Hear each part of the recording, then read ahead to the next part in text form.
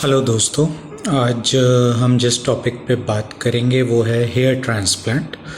और इसमें हम कोशिश ये करेंगे कि जिन भी सवालों के जवाब आपको एक्यूरेटली नहीं मिल पाते तो हम उनको बहुत प्रिसाइजली और बहुत एक्यूरेटली आपको आंसर करें। और इसमें हम जिन जिन मुद्दों पे बात करेंगे वो है कॉस्ट, हेयर ट्रांसप्लांट की कॉस्ट की एक रेंज क्या हो सकती है, और हेयर ट्रांसप्लांट को हम फिर डिवाइड करेंगे कि pre hair transplant, during hair transplant और पोस्ट हेयर ट्रांसप्लांट क्या क्या हमें चीज़ें हैं जो ध्यान रखनी पड़ती हैं और जो होती हैं।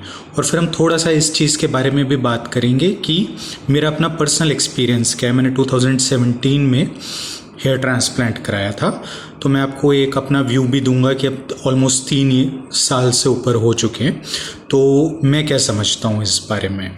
तो ये एक रियल यूज़र का भी आपको फीडबैक इसमें मिल पाएगा। तो ये वीडियो थोड़ा सा लंबा होगा क्योंकि हमें काफ़ी मुद्दों पे बात करनी है, बट फिर भी हम कोशिश करेंगे कि इसको जितना प्रिसाइज रख पाए उतना प्रिसाइज रखेंगे। तो बिना कोई भी, मैं यहाँ पे टेक्निकल बातों में नहीं जाऊँगा कि हेयर ट्रांसप्लांट क्या होता है और कैसे होता है और बाकी चीज़ें क्या है, क्योंकि आई थिंक वो जो भी ये वीडियो देख रहा होगा उन्होंने वो बेसिक रिसर्च पहले ही कर ली होगी। तो यहाँ पे हम सिर्फ मुद्दे की बातें करेंगे। तो सबसे पहला जो हर किसी का एक क्वेश्चन होता है वो ये होता है कि हेयर ट्रांसप्लांट उसको करवाना चाहिए या पहले उसको मेडिसिन्स यूज़ करनी चाहिए। जैसे कि अगर आप नॉर्मल डर्मेटोलॉजिस्ट के पास जाएंगे तो वो यूजुअली आपको माइनॉक्सिडिल, फिनेस्ट्राइड या इस टाइप की मेडिसिन्स जो होती हैं, चाहे वो बालों की ग्रोथ के लिए है या फिर बालों को झड़ना रोकने के लिए है, जो भी है वो आपको दी जाती है। तो क्या आप पहले उस फेज से जाएं या आप पहले सीधा हेयर ट्रांसप्लांट के बारे में सोचें। तो इसका सबसे जो सटीक जवाब है वो ये है कि अगर तो आपकी रूट्स यानी कि जो आपकी जड़ हैं उनमें अगर बाल हैं तो आप definitely you can try medicines first. तो आप हेयर स्टिमुलेटिंग मेडिसिन्स ट्राई कर सकते हैं। बट अगर आपकी बालों की जड़ नहीं है, स्कैल्प से ख़त्म हो चुकी हैं, तो आप चाहे कोई भी मेडिसिन लगा लीजिए, आप जो मर्ज़ी घरेलू इलाज कर लीजिए, आप डर्मेटोलॉजिस्ट के पास चले जाइए, तो you would be wasting that much amount of time and money. तो इसीलिए आपको सबसे पहले ये इंश्योर होना है कि आपके स्कैल्प में जड़ें हैं या नहीं हैं। जड़ें नहीं हैं तो you have to straight away opt for the best thing is without wasting any further time and money on medicines and doctor prescription और वो frustration झेलते हुए आप सीधा हेयर ट्रांसप्लांट के बारे में सोचें। तो अब हम आ जाते हैं कि हेयर ट्रांसप्लांट जो है, अगर हमने सोच लिया है कि हमारे बालों में जड़ें नहीं हैं या हमें डर्मेटोलॉजिस्ट से हमने एक बार कंसल्टेशन ली और उसने हमें ये चीज़ बताई, तो अब हमें कैसे उस एक डॉक्टर को तलाशना है या क्या हमें करना है अगर हमें हेयर ट्रांसप्लांट के बारे में और इन्फॉर्मेशन चाहिए या हमें कराना है। तो इसके लिए आपको ये देखना पड़ेगा पहले तो आप कहाँ पे बेस्ड हैं। अगर तो आप किसी मेजर मेट्रो सिटी में है जैसे दिल्ली, मुंबई, बैंगलोर, तो यहाँ तो आपको कोई इशू नहीं होगा। आप देखेंगे सबसे आसान तरीका, आप यूट्यूब पे जाइए और आप वहाँ पे जब हेयर ट्रांसप्लांट के बारे में थोड़ी इन्फॉर्मेशन डालेंगे तो बहुत से प्लास्टिक सर्जन्स और डर्मेटोलॉजिस्ट वो अपना अपना वीडियोस आजकल मार्केटिंग यूज़ करते हैं कि भाई ये हमने किया, ये टेक्निक आप ऐसे होती है और इस टेक्निक का ये फ़ायदा है, इस टेक्निक का ये नुकसान है। तो आपको आसानी से आपके एरिया के, अगर आप किसी भी मेजर सिटी में रहते हैं, even if you are in cities like Pune, वहाँ पे भी आप लोगों ने एडवर्टाइज़ करना स्टार्ट कर दिया। इंदौर मैंने देखा बहुत सारी वीडियोस डाल रखी हैं 1-2 डर्मेटोलॉजिस्ट एंड प्लास्टिक सर्जन ने। तो आप मेजर सिटीज़ और मेट्रोज़ में तो आपको कोई प्रॉब्लम नहीं होगा। बट अगर आप उससे भी इंटीरियर एरियाज़ में रहते हैं तो फिर आपके लिए थोड़ा सा दिक्कत होगा और आपको ये करना पड़ेगा कि आप आजकल एक जो अच्छी चीज़ है वो है ऑनलाइन कंसल्टेशन। तो आप पहले जब आपने ये सारा यूट्यूब वगैरह वीडियोस देख लें और आपको किसी एक, या तो प्लास्टिक सर्जन या डर्मेटोलॉजिस्ट, दोनों अलग अलग होते हैं, किसी भी एक पे अगर आपको ट्रस्ट बैठ रहा है, आपको उनकी वीडियोस अच्छी लग रही हैं, आपको लग रहा है कि वो थोड़ी जेन्युइन बात कर रहे हैं, तो आप उनसे एक ऑनलाइन कंसल्टेशन बुक करके और फिर उनसे डिस्कशन कर सकते हैं। तो आपको डॉक्टर को सेलेक्ट करना है। अब जैसा मैंने आपको बताया कि मैंने ऑलरेडी हेयर ट्रांसप्लांट कराया हुआ है और मुझे इसका आइडिया है, तो अब मैं आपको ये बात बता देता हूँ कि बहुत से लोगों को शायद ये एक मिसकंसेप्शन होता है कि जब आप हेयर ट्रांसप्लांट के लिए जाते हैं और जब आप हेयर ट्रांसप्लांट कराएंगे तो जो भी आपका प्लास्टिक सर्जन है, डर्मेटोलॉजिस्ट है, तो वो आपका पूरा प्रोसेस करता है। ऐसा बिल्कुल भी फैक्ट नहीं है। हेयर ट्रांसप्लांट एक पूरे दिन का प्रोसीजर है और कभी कभी ये 2 दिन का प्रोसीजर भी होता है। आपने नंबर ऑफ ग्राफ्ट्स के बारे में सुन रखा होगा। एक्चुअली नंबर ऑफ ग्राफ्ट्स क्या होता है कि जितने भी आपके स्कैल्प में रूट्स लगाए जाएंगे, और ये आपसे ही लेके लगाए जाते हैं, अलग अलग एरियाज से लिए जाते हैं। तो ये अगर आप 2000 से 2500 के बीच में ट्रांसप्लांट करा रहे हैं तो यूजुअली ये एक दिन में हो जाता है। बट अगर आप उससे ऊपर जा रहे हैं 3000 3500 और आप स्कैल्प से भी आपका लिया जा रहा है और आपका बियर्ड से भी लिया जा रहा है या बॉडी हेयर लिया जा रहा है, तो यूजुअली ये फिर 2 दिन का प्रोसीजर होता है। और उसमें भी आपको फिर एक दिन और भी जाना पड़ता है अपना बैंडेज और रिमूवल के लिए। तो जो भी आपका सर्जन होगा, एक डर्मेटोलॉजिस्ट है या प्लास्टिक आपका सर्जन है, तो वो 100% प्रोसेस नहीं करता, वो सिर्फ 30 to 40% प्रोसेस करता है। जो रिमेनिंग 60 to 70% प्रोसेस है वो उसके टेक्नीशियंस करते हैं। टेक्नीशियंस की एक पूरी टीम होती है, तो ये आपको ध्यान रखना पड़ेगा। तो अब हम इस बात पे आ जाते हैं, कॉस्टिंग सबसे बड़ा एक इसमें फैक्टर होता है। तो बड़ी सिटीज़ में अगर हम बात कर रहे हैं दिल्ली की, मुंबई की, बैंगलोर की, जैसे किसी भी बड़ी सिटी की, यूजुअली 2000 से 2500 ग्राफ्ट्स अगर आप लगवा रहे हैं तो इसमें आपकी जो अप्रॉक्सीमेट एक रेंज मैं आपको बता रहा हूँ, डिपेंडिंग ऑन आप क्लिनिक, एक तो होते हैं कि क्लिनिकल चेन्स हैं जिनके अलग अलग क्लिनिक्स हर सिटी में, और एक होता है कि स्टैंड अलोन या सिंगल डर्मेटोलॉजिस्ट या प्लास्टिक सर्जन है। तो यूजुअली जो एक आपकी रेंज वेरी करेगी इसमें, वो वेरी करेगी बिटवीन 1,25,000 टू 2 लाख रुपीज़। मैं इसको एक बार दोबारा से आपके लिए रिपीट कर देता हूँ। जो आपकी रेंज ऑफ हेयर ट्रांसप्लांट है कॉस्ट, वो वेरी करेगी ₹1,25,000 टू 2 लाख रुपीज़। इसके बीच में कोई भी अमाउंट हो सकता है। और यूजुअली जो ये अमाउंट मैं आपको बता रहा हूँ इसमें 18% GST भी इंक्लूडेड है। अब डिपेंड करता है कि आप कौन से डॉक्टर के पास जा रहे हैं, उसकी रेपुटेशन क्या है, उसकी फैसिलिटीज़ क्या है, वो कितना खर्चा करता है अपनी मार्केटिंग पे, ब्रांडिंग पे, और उसके पास कितने पेशेंट आते हैं, तो वो आपको इस कॉस्ट के बीच में आपको मिल जाएगा। और ये जो मैं आपको बता रहा हूँ, ये यूजुअली मैं बता रहा हूँ आपको बिटवीन 2500 टू 3500 ग्राफ्ट्स की कॉस्ट। तो अगर आप 2500 से 3500 ग्राफ्ट्स इम्प्लांट कराने की सोच रहे हैं तो आपका लगभग जो रेंज ऑफ कॉस्ट है वो इतनी आएगी। अब कई लोग इस कॉस्ट को 2 तरीके से सेल करते हैं, जो क्लिनिक्स होते हैं। कई बोलते हैं पर ग्राफ्ट इतना लेंगे, कई आपको पूरे प्रोसीजर का कॉस्ट बताते हैं। तो उससे आपको कोई फ़र्क नहीं पड़ेगा, क्योंकि मैं आपको एक बात बता देता हूँ, आप गिन नहीं पाएंगे कि आपके सिर में कितने ग्राफ्ट लग रहे हैं। तो ऐसा कोई भी मैकेनिज्म नहीं है जहाँ आप उसको काउंट कर पाओगे। तो आपके लिए ये जानना बिल्कुल भी कोई फ़ायदेमंद नहीं रहेगा कि पर ग्राफ्ट कॉस्ट कितना है। तो बेटर यही रहेगा कि आप ओवरऑल कॉस्ट की तरफ ज़्यादा ध्यान दीजिए। वो कैलकुलेशन मेथड क्या है, दैट हार्डली मैटर्स। तो ये तो बात हो गई हमारी कॉस्ट की। अब यूजुअली जो मेथड होते हैं हेयर ट्रांसप्लांट के, वो 2 कॉमन मेथड्स हैं इंडिया में जो वाइडली यूज़ किए जाते हैं। एक है FUT और एक है FUE।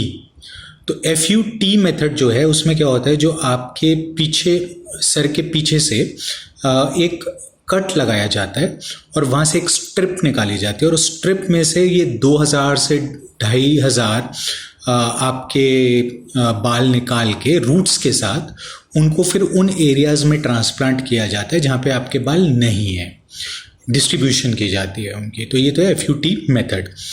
FUE मेथड क्या है कि उसमें एक पंचिंग मशीन टाइप यूज़ किया जाता है और उससे आपके बालों को निकाला जाता है, और फिर वो बाल आपके वहीं सेम प्रोसेस सेम रहेगा, जहाँ पे भी आपके बाल कम है वहाँ पे उनको लगा दिया जाएगा। अब एक लेमैन के लिए क्या चीज़ ज़रूरी है समझना, वो ये है, जो मेरी रिसर्च रही है पिछले 3 साल से और जो मैंने समझा है, 2 या 3 डिसएडवांटेज इन दोनों मेथड के हैं, तो उनको हम समझ लेते हैं। FUT मेथड पे पहले आते हैं। FUT मेथड जो है, इसमें आपके स्कैल्प में पीछे डॉक्टर नाइफ से या पैसे समझ लिए किसी भी शार्प ऑब्जेक्ट से एक स्कार लगाएगा।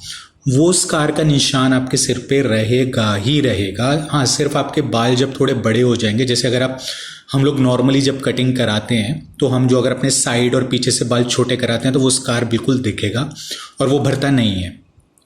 हाँ, ये हो सकता है कि अब एक आजकल डॉक्टर्स ये भी बोलते हैं कि आप बाद में एफयूई मेथड से दोबारा उस स्कार को भी भरवा सकते हैं, बट एक कम्बरसम प्रोसीजर है और बहुत कॉस्टली प्रोसीजर भी पड़ जाएगा।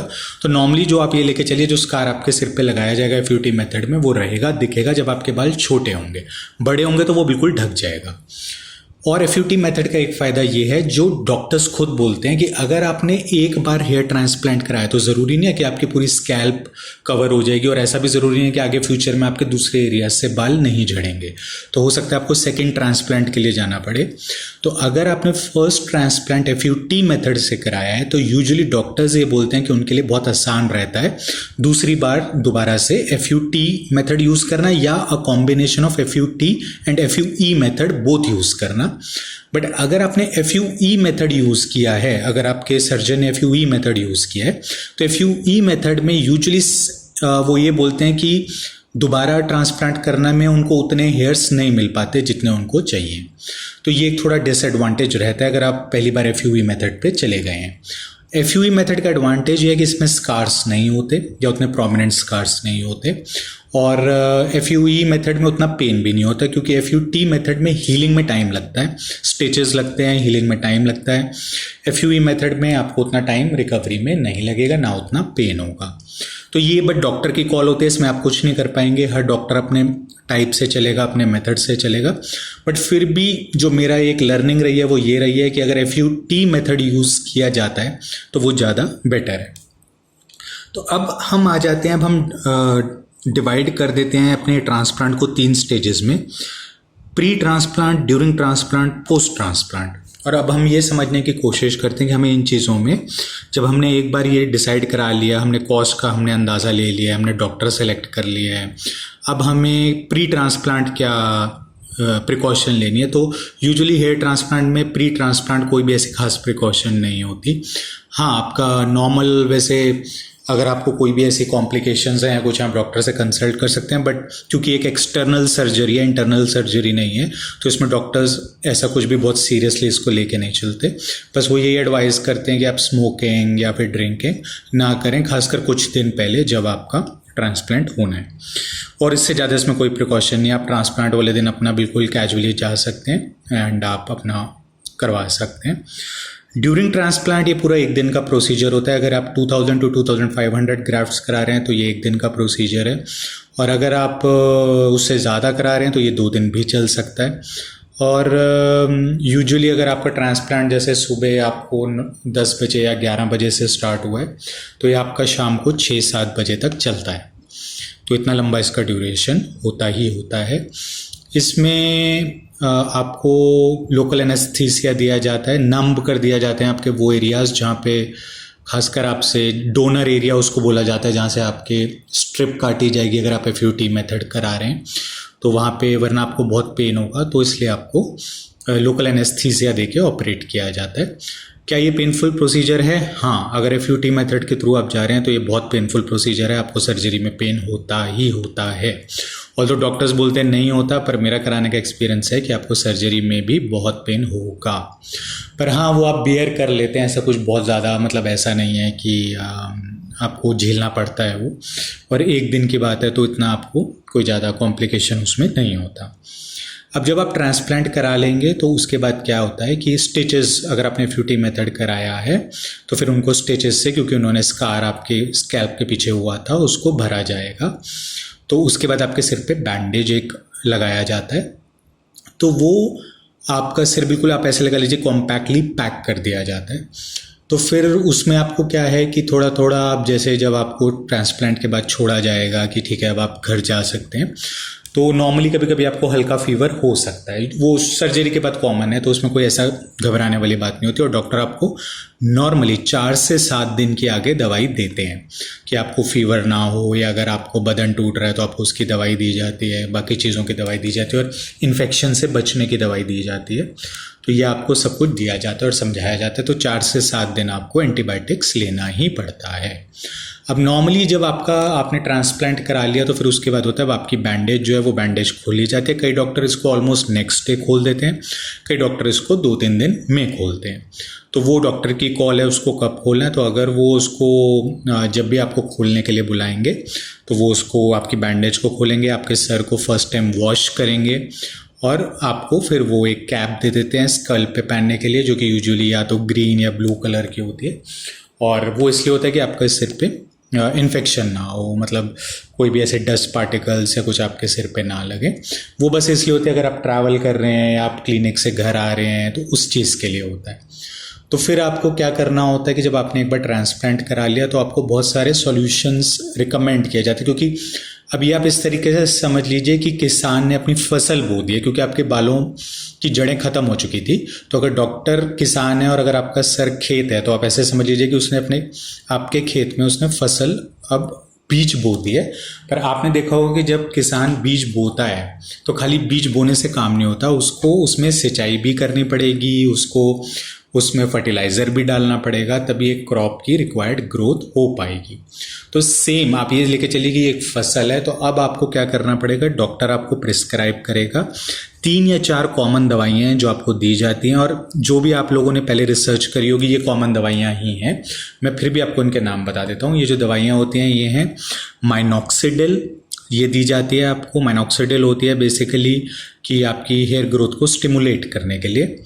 उसके बाद फिनेस्ट्राइड आपको दी जाती है, वो आपको ओरल फॉर्म में लेनी होती है, खानी होती है, टेबलेट होती है। वो इसलिए होता है कि आपका हेयर फॉल ना हो, वो आपका DTH जो होता है उसको वो रेगुलेट करता है। उसके अलावा आपको बायोटिन के कुछ सब्स्टिट्यूट्स दिए जाते हैं। बायोटिन हमारे नेल्स के लिए, स्किन के लिए, हेयर की ग्रोथ के लिए ये माना जाता है कि अच्छा होता है। तो नॉर्मली आपको ये 3 चीज़ें तो दी ही दी जाएंगी, और उसके अलावा भी डॉक्टर आपको 1 या 2 लोशंस या सिरम्स आप बोल सकते हैं और देंगे। वो उनका काम ये होता है कि आपके हेयर में और ग्रोथ को स्टिमुलेट करना। तो ये सब आपको लेना ही पड़ेगा। और ये इसका यूजुअली मेथड यही होता है कि आपको रोज़ शैम्पू करना पड़ेगा थोड़े दिन तक। फिर उसके बाद आपको, जैसे आपने माइनॉक्सिडिल लगाई, फिर माइनॉक्सिडिल लगाने के थोड़े टाइम के बाद आपने कोई एक सीरम या लोशन लगाया, तो आपको इसको दिन में 2 बार रिपीट करना पड़ेगा, एक बार सुबह नहाने के बाद और एक बार रात को। तो ये आपका प्रोसेस चलता रहता है। तो ये आपको करना पड़ेगा। अब ये हमने बात कर ली कि प्री ट्रांसप्लांट हमने थोड़ा क्लियर कर लिया, उसमें कुछ भी ऐसा खास नहीं है बताने के लिए, ना कुछ होता है। ड्यूरिंग ट्रांसप्लांट मैंने आपको बता दिया। पोस्ट ट्रांसप्लांट मैंने आपको बता दिया कि आपको दवाइयाँ लेनी पड़ेंगी लगभग 6 महीने तक। उसके बाद फिर क्या होगा, आप कहीं अब ये क्वेश्चन आता है कि चलिए अब हमने ट्रांसप्लांट भी करा लिया, हमने माइनॉक्सिडिल भी लगा ली, हमने सीरम भी लगा लिए, हमने बायोटिन भी खा लिया, फिनेस्ट्राइड भी खा ली, तो अब क्या 6 महीने बाद मैं ये सारी दवाइयाँ छोड़ के बैठ सकता हूँ? तो दोस्तों इसका जो ऑनेस्ट जवाब है वो है कि नहीं।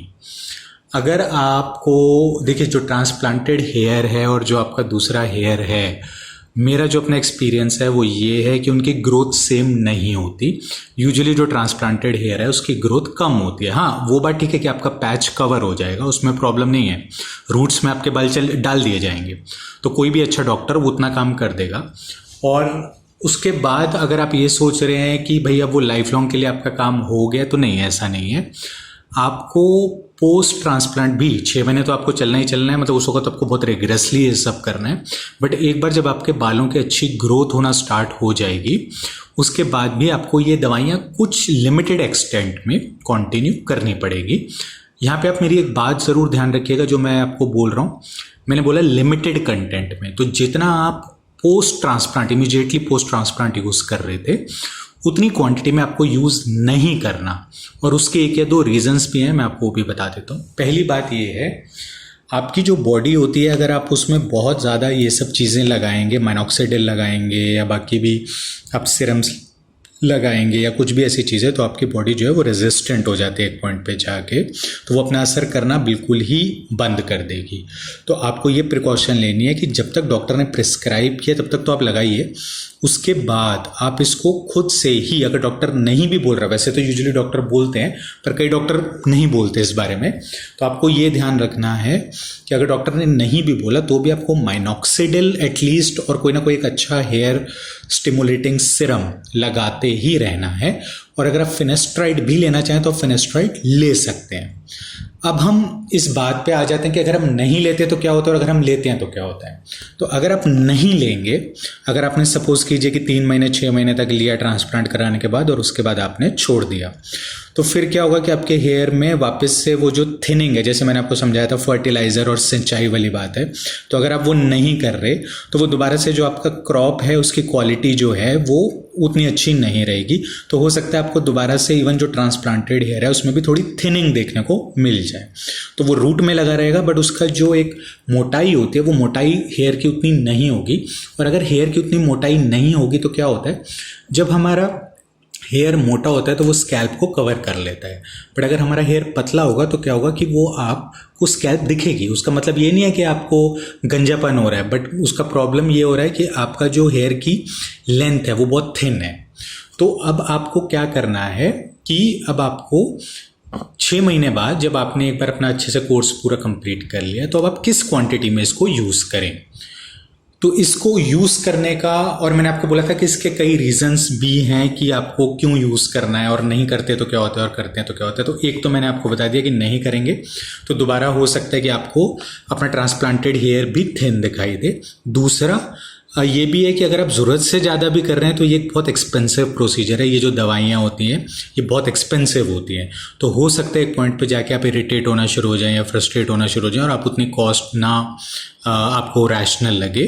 तो इसलिए भी ज़रूरी है कि आप एक उस क्वांटिटी में इस चीज़ को लगाएं जितना कि ज़रूरी है और जितने से काम चल सकता है। तो मैं आपको ये सजेस्ट करूँगा कि post 6 months of hair transplant आप जो माइनॉक्सिडिल है उसको आप ऑल्टरनेटिव डेज पे लगा सकते हैं रादर देन रोज़ लगाने के। आप क्या कीजिए कि आप उसको हफ्ते में 3 दिन या 4 दिन लगा लीजिए। और जो आपका फिनेस्ट्राइड है दोस्तों, फिनेस्ट्राइड जो टैबलेट है अगर वो आप एक भी हफ्ते में खाते हैं तो वो पूरा एक हफ्ते तक जो आपका DTH है उसको अंडर कंट्रोल रखता है। तो आपको रोज़ एक फिनेस्ट्राइड खाने की ज़रूरत नहीं है। Even eating a single finasteride can help you to regulate your DTH for an entire week. रोज़ खाएंगे तो वो थोड़ा ज़्यादा कर देगा, वीक में एक खाएंगे तो वो थोड़ा कम करेगा, बट आपका काम चलता रहेगा उससे। माइनॉक्सिडिल आप लगा लीजिए हफ्ते में 3 या 4 बार। और अब माइनॉक्सिडिल जो होती है वो अलग अलग आपका स्ट्रेंथ्स में आती है। वो 2.5% से स्टार्ट होकर 5%, 10%, 15% इन सब रेंजेस में आता है। तो यूजुअली जो मेन के लिए सबसे कम रेंज प्रेस्क्राइब्ड है वो है 5%। तो आपको कोशिश यही करना है कि हो सकता है ट्रांसप्लांट के बाद डॉक्टर आपको 10% बोले, क्योंकि उनका ऑब्जेक्टिव ये होता है कि एकदम से हेयर ग्रोथ स्टिमुलेट हो। बट जब आपने वो कोर्स कंप्लीट कर लिया है 6 महीने का या कुछ भी, तो आपको फिर उतना हैवी डोजेज लगाने की ज़रूरत नहीं है, क्योंकि उससे ये प्रॉब्लम आपको हो सकता है कि थोड़े टाइम में 1 साल 1.5 साल 2 साल में आपका जो स्कैल्प है वो रेजिस्टेंट हो जाएगा उस चीज़ को लेके, और फिर आपके लिए बहुत बड़ी दिक्कत क्रिएट हो सकती है अगर वो असर नहीं करेगी। तो इसलिए ज़रूरी है कि आप 5% जो मिनिमम प्रिस्क्राइब डोजेज है 5% पे आइए, उसको हफ्ते में 3-4 बार लगाइए। अगर वो कहीं जाके 3 से 4 साल में या उससे पहले अगर वो अपना असर दिखाना बंद कर देते हैं या आपको रेजिस्टेंस की प्रॉब्लम आ जाती है, तो एटलीस्ट आपके पास ऑप्शन है कि आप नेक्स्ट अवेलेबल डोजेज फॉर्म 7.5%, 10%, 15% इन फॉर्म्स में फिर जा सकते हैं। वरना अगर आप पहले ही 10% पे चले गए हैं तो प्रॉब्लम ये है कि अगर आपकी रेजिस्टेंस जितनी जल्दी बन गई तो आपके लिए बड़ी दिक्कत हो जाएगी कि व्हाट टू डू नेक्स्ट। तो ये बात आपको ज़रूर ध्यान रखनी है। ये नहीं सोचना, खुश नहीं हो जाना कि नहीं मुझे 10% से बहुत अच्छे रिजल्ट मिल रहे हैं तो मैं ये 10% लगाता रहता हूँ। वो आपके लिए लॉन्ग टर्म में बहुत डिसएडवांटेजियस हो सकता है। तो आपको मिनिमम प्रिस्क्राइब पे रहना है, 5% पे रहना है as long as you can. अच्छा, अब ये भी पूछा जाता है कि खाली माइनॉक्सिडिल वर्क्स? तो दोस्तों 3 चीज़ें होती हैं, मैंने आपको 2 तो बता दी, माइनॉक्सिडिल, फिनेस्ट्राइड। इसके अलावा एक और चीज़ होती है डर्मा रोलर।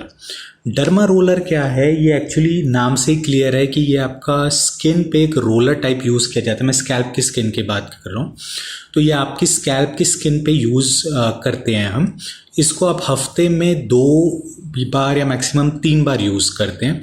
ये अलग अलग वेरिएशंस में आता है, 0.5 से स्टार्ट होके 1। ये मैं इनकी नीडल्स जो होती है उस नीडल्स की जो डायमेंशन है उनकी बात कर रहा हूँ। तो ये 0.5 से स्टार्ट होता है, 1, 1.5, 2, 2.5 नॉर्मली इन रेंजेस में यूज़ होता है। अब जो डर्मेटोलॉजिस्ट हैं वो 2.5 या 2 यूज़ करते हैं जब वो क्लिनिक में खुद करते हैं। नॉर्मली जब आप घर पे करते हैं डर्मा रोलर, तो derma roller should be ideally 0.5 जो होता है वो इफेक्टिव नहीं होता, तो आपको ट्राई करना चाहिए 1 to 1.5। और इस पे भी डिपेंड करता है कि आपकी रेजिस्टेंस क्या है, क्योंकि नीडल्स होती हैं। तो अगर तो आप 1 यूज़ कर रहे हैं और 1 आपके हेयर रूट में पेनिट्रेट कर रहा है और आपको लग रहा है कि आपको ज़्यादा पेन नहीं है या स्वेलिंग नहीं है या कोई और कॉम्प्लिकेशन नहीं आ रही, तो आप 1 यूज़ कर सकते हैं, वरना 1.5 आप ट्राई कर सकते हैं। 1.5 would be very good specification to use. But ये भी प्रॉब्लम हो सकता है कि आपने 1.5 यूज़ किया और आपको बहुत रेडनेस आ रही है स्कैल्प में, आपको बहुत दर्द हो रहा है, सेंसेशन हो रही है, तो फिर आपको उसको ज़बरदस्ती यूज़ नहीं करना, आपको फटाफट 1 पे आ जाना है। अब ये डर्मा रोलर क्या होता है दोस्तों? डर्मा रोलर जो होता है ये आपके हेयर रूट्स पे, इसको हम एक मोशन में पीछे से आगे की तरफ अपनी स्कैल्प में चलाते हैं, और इससे क्या होता है, ये हमारे जो रूट्स होते हैं बालों के उनमें पेनिट्रेट करता है। और जब ये उनमें पेनिट्रेट करता है तो उसके बाद जब आप माइनॉक्सिडिल लगाएंगे या कोई भी आप ऐसा लगा लीजिए एक सीरम लगाएंगे, तो वो आपके हेयर के रूट्स में ज़्यादा डीप तक जाके पेनिट्रेट कर पाता है। अब कई लोग इस मिसकंसेप्शन में रहते हैं कि डर्मा रोलर लगाने से आपके बालों में ग्रोथ आ जाती है, ये बिल्कुल भी सच्चाई नहीं है। Derma roller is a stimulating factor, वो क्योर नहीं है, स्टिमुलेटिंग फैक्टर है। वो सिर्फ इस चीज़ में काम करेगा कि आप उसको इस्तेमाल कर लीजिए, और उसके बाद जब आप माइनॉक्सिडिल लगाएंगे या सीरम्स लगाएंगे तो आपको एक अच्छी पेनिट्रेशन मिल जाएगी डीप इन योर रूट्स, तो वो आपको और इफेक्टिवली काम करेगा। डर्मा रोलर के साथ आपको 2-3 बातें ध्यान रखनी है। मैंने आपको डायमेंशंस के बारे में बता दिया, उसके साथ ही मैंने आपको ये भी बता दिया है कि ये थोड़ा सा आपको इस चीज़ पे ध्यान रखना पड़ेगा कि आपके हेयर की जो लेंथ है डर्मा रोलर के लिए, अगर वो मिड टू स्मॉल हो तो ज़्यादा बेटर है, वरना ये आपके बालों में अड़ भी सकता है, काट भी सकता है उनको। तो उसके लिए एक और ऑल्टरनेटिव आपके पास है कि आप इसको छोटे छोटे छोटे छोटे मूवमेंट्स में चलाएं, रादर देन आप पीछे से पूरा आगे तक स्कैल्प पे लेके आएँ, तो आप छोटे छोटे स्ट्रोक्स में इसको चलाएं, तो उससे ये बाल आपके फंसने के चांसेस कम रहते हैं। और अगर आपके बाल बहुत ज़्यादा घुंघराले हैं, जिन लोगों के बाल बहुत टैंगल्ड रहते हैं, 2 मुँहे रहते हैं, तो फिर आप कोशिश ये कीजिए कि आप पहले शैम्पू कर लीजिए, शैम्पू के बाद फिर आप डर्मा रोलर चलाइए। उससे ये होगा कि आपके बाल जो हैं वो टैंगल्ड नहीं होंगे आपस में और अड़ेंगे नहीं। डर्मा रोलर जो होता है बहुत इजीली अवेलेबल है, अमेजोन पे आपको बहुत आसानी से मिल जाएगा। इसकी कॉस्ट जो होती है वो 200 रुपये से लेकर 500 रुपये के बीच में होती है, तो ये कोई बहुत एक्सपेंसिव प्रोडक्ट नहीं है। इसको स्टेरलाइज करना बहुत ज़रूरी होता है, after every use you have to sterilize it, ताकि आपको इन्फेक्शन का डर ना रहे, बैक्टीरियल ग्रोथ ना हो, वरना फ़ायदे से ज़्यादा ये आपको नुकसान करेगा, तो ये आपको ध्यान देना पड़ेगा। और दोस्तों ये आप कुछ चीज़ें देख रहे हैं आपके सामने आ रही होंगी, ये जो मैं आपको बात बता रहा था ये एक सॉल्यूशन है। मैं इसके नाम पे नहीं जाना चाहूँगा क्योंकि मैं एंडोर्समेंट्स नहीं कर रहा। तो ये जैसे मैं आपको बता रहा था कि सॉल्यूशंस डॉक्टर प्रिस्क्राइब करते हैं, तो ये आप देख रहे होंगे ये इसका नोज़ल है, तो ये यूजुअली आप लगा सकते हैं, ये लगाई जाती है। ये एंटी डैंड्रफ शैम्पू है, ये भी आपको लगाने पड़ते हैं। तो आपका डॉक्टर वो डिपेंड करता है, आपको कोई भी ब्रांड दे सकता है या कुछ भी दे सकता है, बट यूजुअली ये कुछ होते हैं, स्टिमुलेटिंग फैक्टर्स होते हैं और चीज़ें होती हैं जो आपको यूज़ करना ही पड़ता है। तो दोस्तों मैं ये उम्मीद करता हूँ कि जो मैंने आज आपको इन्फॉर्मेशन दी, एक तो आपको थोड़े एक्यूरेट जवाब मिले होंगे, और अगर आप इसके अलावा कुछ भी जानना चाहें, पूछना चाहें, you are always most welcome to comment below the video, और मैं जो भी मेरे पास बेस्ट ऑफ नॉलेज होगी वो मैं आपको ज़रूर प्रोवाइड करूँगा। तो फिर दोबारा से मैं आपको ये बोलूँगा, अगर आपके बालों की जड़ ख़त्म हो चुके हैं तो आप बिल्कुल अपना टाइम, मनी दवाइयों पे, डॉक्टर्स पे ज़्यादा वेस्ट ना करें, go for a hair transplant straight away. और अगर आपके बालों की जड़ें हैं तो definitely go to a dermatologist, try medicines first, फिर अगर आपको नहीं उनसे कुछ अच्छे रिजल्ट्स मिल रहे तो आप जाइए फॉर हेयर ट्रांसप्लांट। तो थैंक यू फ्रेंड्स, एंड आपको कुछ भी सवाल हो feel free to ask. Bye for now.